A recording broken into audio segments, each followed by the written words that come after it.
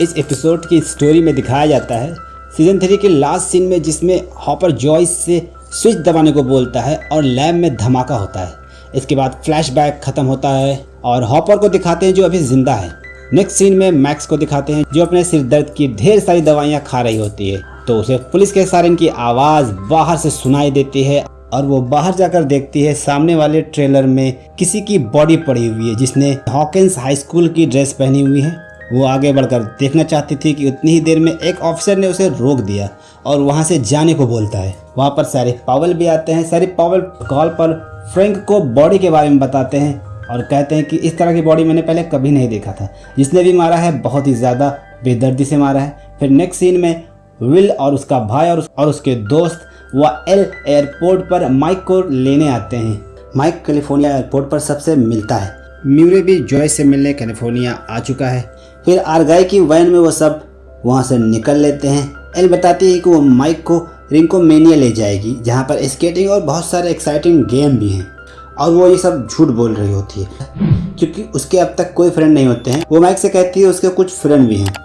अगले सीन में स्टीव और रॉबिन जो अपने कैसेट स्टोर पर बातें कर रहे होते हैं, तो रॉबिन टीवी ऑन करती है तो उसे न्यूज़ पर दिखाई देता है हॉकिंस हाई स्कूल के स्टूडेंट की डेड बॉडी मिली है, जिसे देखकर स्टीव और रॉबिन शॉक्ड हो जाते हैं। इसके बाद जेसन को दिखाते हैं। जेसन और उसकी टीम जीते हुए मैच का हैंगओवर उतार रही थी।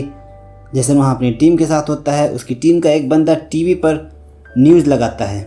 न्यूज़ पर दिखाया जाता है कि हॉकिंस हाई स्कूल के स्टूडेंट की डेड बॉडी मिली है, पर उसका नाम नहीं बताया जाता है। इसके बाद जेसन को पुलिस के सायरन की आवाज़ सुनाई देती है तो वो देखता है बाहर पुलिस की गाड़ियाँ आई हुई हैं। पुलिस वालों में शेरिफ पावेल आते हैं और उसका साथी भी उसके साथ होता है। दोनों आकर जेसन से पूछताछ करते हैं और कृषि के बारे में पूछते हैं। उनके ज़्यादा पूछने पर जेसन उनसे पूछता है तो उसको पता लगता है कि कृषि मर गई है और इन लोगों को एडी के ऊपर शक है कि वो एडी के पास ड्रग लेने गई थी उसकी बॉडी वहीं मिली है, पर एडी वहाँ नहीं था। जिसे सुनकर जेसन बहुत ज़्यादा सैड होता है। वो अकेले में जाकर रोता है। नैन्सी के ऑफिस में भी वही न्यूज़ चल रही थी। नैन्सी अपने साथी फ्रेड को सीन पर चलने को बोलती है और वो लोग निकल पड़ते हैं। इधर डस्टिन भी अपनी माँ के साथ न्यूज़ देख रहा था। उसके घर की डोरबेल बजती है और वो बाहर जाकर डोर खोलता है तो उसे दरवाजे पर मैक्स मिलती है और वो उसको रात वाली घटना के बारे में सब बताती है। वो उससे एडी और कृषि वाली बात बताती है जो उसने नोटिस किया। वो बताती है कि रात को अचानक से लाइट जल बुझ रही थी और उसके बाद उसने एडी की चीख भी सुनी और कुछ देर के बाद वो एडी वहाँ से अपनी गाड़ी से बहुत तेज़ी से भाग जाता है। उसकी बातें सुनकर डस्टिन मैक्स से कहता है एडी ने किसी को नहीं मारा होगा, क्योंकि डस्टिन का मानना था कि एडी दिल का बहुत अच्छा है, वो किसी को भी नहीं मार सकता है। और फिर दोनों डिसीजन लेते हैं एडी को ढूंढने का। फिर डस्टिन और मैक्स एडी को ढूंढने चल देते हैं, जबकि इधर म्यूरे जोस के घर आकर उसे लेटर को देखता है और दोनों मिलकर दिए हुए नंबर पर कॉल करने का डिसीजन लेते हैं। नेक्स्ट सीन में स्टोरी का फ्लैशबैक आता है जिसमें हॉपर बचकर ऊपर आता है और उसे रशिया के गार्ड गन से मारकर बेहोश कर देते हैं। फिर प्रेजेंट में सीन दिखाई जाती है। हॉपर को बांध दिया गया है और उसको टार्चर कर रहे हैं ताकि कोई जानकारी मिल सके, पर हॉपर कुछ भी नहीं बताता है। वहीं आरगाई की वैन रिंकोमेनिया पहुंच चुकी है। वहां पर विल, मैक्स और एल को ड्रॉप करते हैं और 6 बजे वापस आने को बोलते हैं। रिंकोमेनिया में एल और दोनों स्केट लेकर स्केटिंग करने चल देते हैं। वहाँ पर एंजेला भी आती है। एंजेला इन लोगों को देख लेती है। स्केटिंग के बाद ये लोग ड्रिंक पीने के लिए बैठ जाते हैं, तभी इनके पास एंजेला आती है। एंजेला एल को अपने साथ स्केटिंग फील्ड में ले जाती है।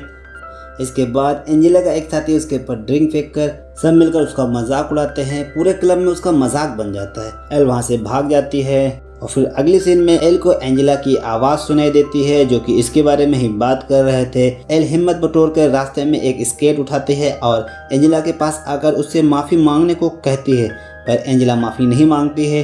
तो एल उसी स्केट से उसके नाक पे वार करती है जिससे उसकी नाक फूट जाती है और खून निकलने लगता है और वो चिल्लाने लगती है। इतनी देर में माइक और विलियम भी वहाँ आ जाते हैं। तो माइक एल से कहता है ये आखिर तुमने क्या कर डाला। फिर नेक्स्ट सीन में डस्टिन और मैक्स स्टीव और रॉबिन से मिलकर उनको सारी बातें बताते हैं और उनको एडी को ढूंढने के लिए मना लेते हैं, जबकि नैन्सी और फ्रेड सीन पर पहुंचते हैं और वहां खड़ा ऑफिसर उनको रास्ते पर रोक लेता है और सवाल करने लगता है। तो फ्रेड बताता है कि वो लोग बेबी सिटर हैं, यहाँ पर वो बेबी सिटिंग करने आए हैं। इतनी ही देर में फ्रेडी को भी डरावनी चीजें दिखने लगती हैं और उसको वही ऑफिसर एक बहुत डरावनी फेस और डरावनी आवाज के साथ सुनाई और दिखाई देता है और वो फ्रेडी को खूनी बोलता है। तभी अचानक फ्रेडी को होश आ जाता है। नैन्सी पूछती है कि तुमको क्या हुआ था, कहाँ खो गए थे, मैं कब से तुमको आवाज दे रही हूँ। दोनों ऑफिसर से बहाना बनाकर अंदर चले जाते हैं। नेक्स्ट सीन में हम देखते हैं म्यूरे और जॉयस म्यूरे के बनाए हुए सेटअप से उस लेटर पर दिए हुए नंबर पर कॉल करते हैं। कॉल एक रशिया के जेल के पीसीओ पर जाती है। वहां पर एक गार्ड आकर फोन को उठाता है और वो जॉयस से $40,000 की डिमांड करता है, जो हॉपर के ही पैसे होते हैं जो उसने जमा कर रखे होते हैं। रशिया गार्ड अलास्का में यूरी फिशिंग फ्लाई का एड्रेस देकर कॉल को कट कर देता है और फिर कॉल न करे ऐसा कहता है। अगले सीन में एक हेलीकॉप्टर से लेफ्टिनेंट कर्नल आते हैं और दूसरी तरफ जेसन अपनी खुद की टीम के साथ एडी को ढूंढने की कसम खाते हैं और वो सभी निकल पड़ते हैं। कर्नल क्रिसी की डेड बॉडी देखकर सन्न रह जाते हैं। नेक्स्ट सीन में डस्टिन और रॉबिन एडी लेवल लेक के पास छिपा है ये पता लगा लेते हैं और यहाँ नैन्सी भी क्रिसी की मौत का पता लगाने के लिए सारे ट्रेलर पर बारी बारी से पूछताछ कर रही थी, पर अब तक कोई क्लू नहीं मिला उसे।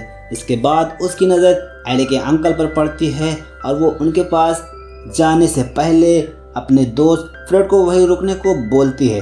एडी के अंकल पहले तो नैन्सी के ऊपर गुस्सा करते हैं और कुछ भी बताने को मना कर देते हैं। फिर नैन्सी की बातें सुनकर वो मान जाते हैं और कहते हैं कि एडी ऐसा नहीं कर सकता है, वो दिल का बहुत अच्छा है, उसने उस बेचारी लड़की को नहीं मारा है, जिसने भी मारा है वो पूरा शैतान है। फिर वो बताते हैं कि हमारे बचपन में एक आदमी ने अपने पूरे परिवार को इसी तरह मारा था, उसने अपने बीबी और बच्चों को बहुत दर्दनाक मौत मारा था जैसे किसी की मौत हुई है।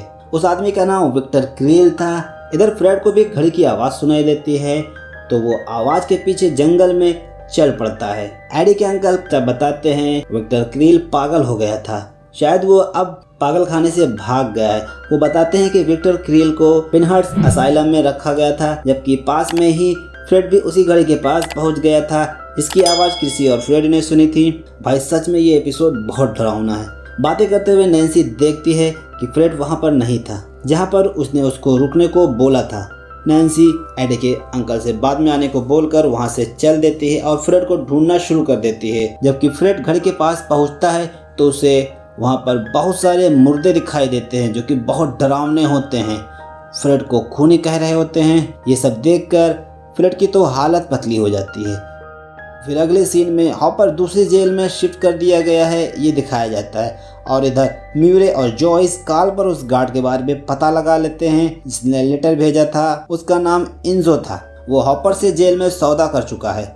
जबकि इधर स्टीव अपने ग्रुप के साथ लवर्स लेक के पते पर पहुंचता है और वहां एक घर पर नॉक करते हैं पर अंदर से कोई जवाब नहीं मिलता है। तभी मैक्स की नज़र बोट हाउस पर जाती है तो वे सभी वहां जाकर अपनी टार्च से खोजना शुरू कर देते हैं। कुछ देर ढूंढने के बाद स्टीव चप्पू से कई बार नाव पर रखी पन्नी पर अपना चप्पू मारता है। कुछ देर के बाद उसमें से एडी निकलकर स्टीव की गर्दन पर चाकू लगा देता है। तब डस्टिन एडी को बताता है कि स्टीव उसका दोस्त है और वो यहाँ पर उसकी मदद करने आए हैं। फिर एडी स्टीव को छोड़कर वो सारी बातें बताता है जो उसके सामने किसी के साथ हुआ था।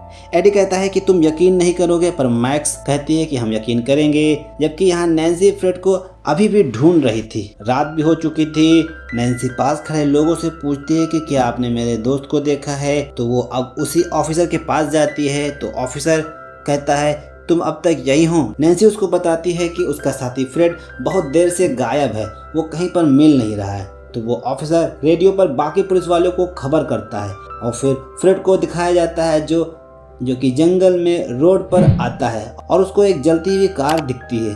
फ्रेड बहुत डरा हुआ है। फ्रेड आगे बढ़ता है जबकि बैकग्राउंड में डस्टिन की आवाज़ आती है। वो एडी जो बहुत डरा हुआ है उसे बता रहा था कि हॉकिंस शहर एक शापित शहर है। लोग कहते हैं कि हॉकिंस शापित शहर है और ये सही है। हॉकिंस शहर के नीचे एक दूसरी दुनिया भी है जिसे हम काली दुनिया कहते हैं।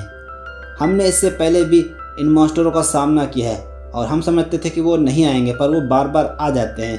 जबकि इधर फ्रेड के सामने कार से एक जलता हुआ व्यक्ति निकलता है और वो मदद मांगता है। माहौल बहुत डरावना होता है। वो पीछे हटता है और एक कब्र में गिरता है।